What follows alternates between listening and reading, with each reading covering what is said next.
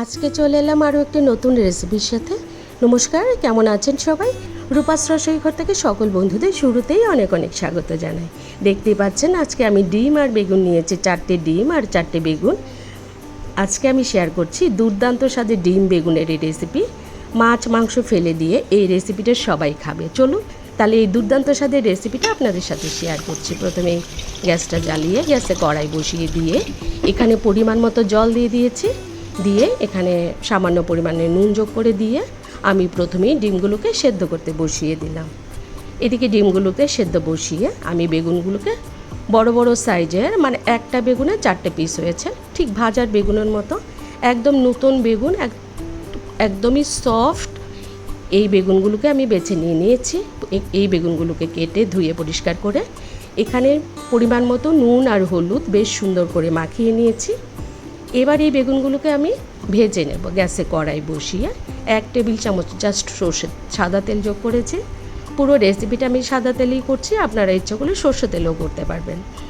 প্রথমে এই বেগুনগুলোকে বেশ সুন্দর করে আমি ভেজে নেব। বেগুনটাকে বেশ সুন্দর করে এপিট ওপিট করে লাল লাল করে ভেজে নেব। বেগুন ভাজার খুব সুন্দর একটা স্মেল বেরোয়। এই বিশেষ করে এই শীতের সিজনে এই নতুন বেগুনগুলো তো অসম্ভবই টেস্টি হয়। বেগুনটাকে ভাজা বসিয়ে দিলাম। এদিকে আমার ডিমগুলো কিন্তু একদমই সেদ্ধ হয়েছে। এবার জলে ফেলে দিয়ে ঠান্ডা করে ডিমগুলোকে ছুলে পরিষ্কার করে নিয়ে নেব। এদিকে একটা মশলা তৈরি করে নিচ্ছি। মিক্সিং জারে পরিমাণ মতো আদা, 4টে শুকনো লঙ্কা, ঝালের পরিমাণ বুঝে দেবেন, 1 চামচের মতো গোটা জিরে, বড় সাইজের একটা পেঁয়াজ কুচি, পরিমাণ মতো জল দিয়ে মিহি একটা পেস্ট তৈরি করে নিয়েছি। এবার আমার বেগুনগুলো কিন্তু খুব সুন্দর একটা ফ্লেভার বেরিয়েছে, ভাজা হয়ে গেছে। খুব সুন্দর করে লাল লাল করে ভাজা করে নামিয়ে নিলাম। সেদ্ধ করা ডিমগুলোকে চুলে আমি দুটো ভাগে ভাগ করে নিচ্ছি। ডিমগুলো এত সুন্দর লাগছিল, একদম হলুদে সাদায়, মানে একটা ফুলের মতো লাগছে। সবগুলো ডিমকে দুটো পিস করে কেটে আমি ডিমগুলোকে ভেজে নেব। গ্যাসে কড়াই বসিয়ে দিয়েছি।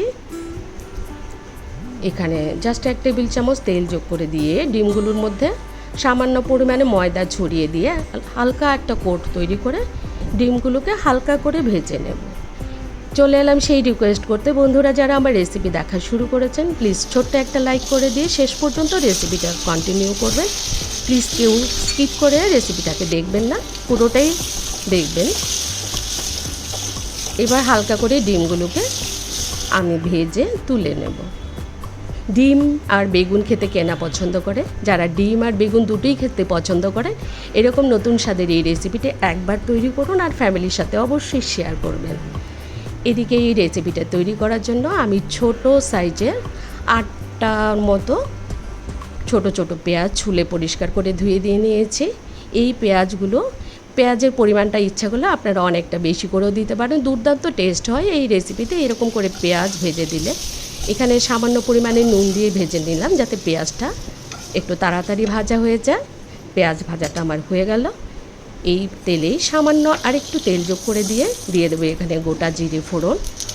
জিরের খুব সুন্দর একটা ফ্লেভার বেরোলে আগে থেকে বেটে রাখা যে মশলাটা ছিল সেই মশলাটাকে দিয়ে বেশ সুন্দর করে আমি একটুক্ষণ কষিয়ে নেব। মশলাটা খুব সুন্দর করে কষানো হয়ে গেলে এখানে আমি গুঁড়ো মশলাগুলো যোগ করে দেব। দিয়ে দিচ্ছি পরিমাণ মতো হলুদ গুঁড়ো আর সামান্য পরিমাণে ধনে জিরে গুঁড়ো।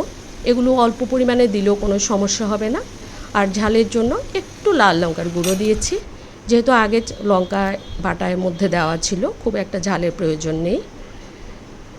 বাটা মশলার সাথে গুঁড়ো মশলাগুলোকে বেশ সুন্দর করে কষিয়ে নিলাম। এদিকে মশলার জারটা ধুয়ে একটু পরিমাণে জল দিয়ে আমি মশলাটাকে বেশ সুন্দর করে কষিয়ে নেব ঢাকা চাপা দিয়ে, যতক্ষণ না মশলা থেকে খুব সুন্দর একটা ফ্লেভার আসে আর মশলা থেকে তেল ছেড়ে দেয়। দেখুন আমার মশলাটা কিন্তু একদমই রেডি, তেল ছেড়ে দিয়েছে। এবার এখানে পরিমাণ মতো ঝোলের জন্য গরম জল যোগ করে দেব। বন্ধুরা যারা আমার রেসিপি দেখছেন বা দেখা শুরু করেছেন, যদি নতুন বন্ধু এসে থাকেন তাহলে আমার চ্যানেলটাকে সাবস্ক্রাইব করে আমার পাশে থেকে যেতে পারেন। আমার চ্যানেলে অনেক নতুন রেসিপি আসে, সেগুলোও আপনারা ইচ্ছা করলে দেখতে পারবেন। এখানে পরিমাণ মতো একটু নুন যোগ করে দিয়েছি। নুনটাকে দিয়ে একটু নাড়াচাড়া করে প্রথমে আমি পেঁয়াজের ভাজাগুলোকে দিয়ে ঢাকা চাপা দিয়ে বেশ খানিকটা একটু ফুটিয়ে নেব। পেঁয়াজটা সেদ্ধ হতে একটু সময় নেবে, যেহেতু ডিম আর বেগুন একদমই ভাজা আছে, এগুলো দিলে খুব একটা সময় লাগবে না, বেশ অল্প কয়েক মিনিটের মধ্যে এই রেসিপিটা তৈরি হয়ে যাবে। ঢাকাটা তুলে দিয়েছি, পেঁয়াজটা কিন্তু আমার একদমই সফট হয়ে গেছে। এবার আমি ভেজে রাখা বেগুনগুলোকে দিয়ে দিলাম, দিয়ে ঝোলে মশলা একটু মিশিয়ে নিলাম। এখন দিয়ে দিলাম ভেজে রাখা ডিমগুলো। ব্যাস, আমার রেসিপি কিন্তু একদমই শেষের দিকে। সবগুলো উপকরণকে আমি ঝোলের সাথে বেশ মাখামাখি করে নিয়েছি। এবার এখানে টুইস্ট আছে, আমি এখানে জাস্ট কিছু পরিমাণে ধনেপাতা একটু বেশ খানিকটা জল দিয়ে জল জল করে বেটে এই রেসিপিটাতে ব্যবহার করব। এই ধনেপাতার বাটাটাই এই রেসিপির টেস্টটাকে দুর্দান্ত করে দেয়। এই ডিম বেগুনের রেসিপিটা যারাই খাবেন, যারাই বানিয়ে খাবেন, মাছ মাংস ফেলে সবাই এই রেসিপিটাই খাবে, এত টেস্টি হয়।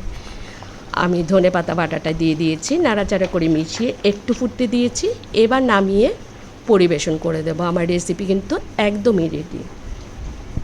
বন্ধুরা যারা ডিম বেগুনের রেসিপি এখনও তৈরি করেননি, আমার রেসিপি ফলো করে অবশ্যই একবার ট্রাই করবেন, আমার ফ্যামিলির সাথে শেয়ার করবেন। আমার রেসিপি যদি ভালো লাগে তাহলে অবশ্যই একটা কমেন্টস করে জানাবেন, কারণ আপনাদের মূল্যবান কমেন্টস আমাকে কাজ করতে উৎসাহ যোগায়। আর রেসিপি ভালো লাগলে অবশ্যই বন্ধুদের সাথে শেয়ার করবেন। আমার রেসিপি কেমন লাগলো অবশ্যই জানাবেন। ধন্যবাদ সকল বন্ধুদের এতক্ষণ যারা আমার রান্না দেখছিলেন। দুর্দান্ত স্বাদের ডিম বেগুনের রেসিপি যারা এখনও লাইক করেননি, প্লিজ একটা লাইক করে দেবেন। সবাইকে আবারও ধন্যবাদ জানাই। সবাই ভালো থাকবেন, সুস্থ থাকবেন। তাহলে দেখা হচ্ছে পরবর্তী নতুন আরেকটি রেসিপি নিয়ে।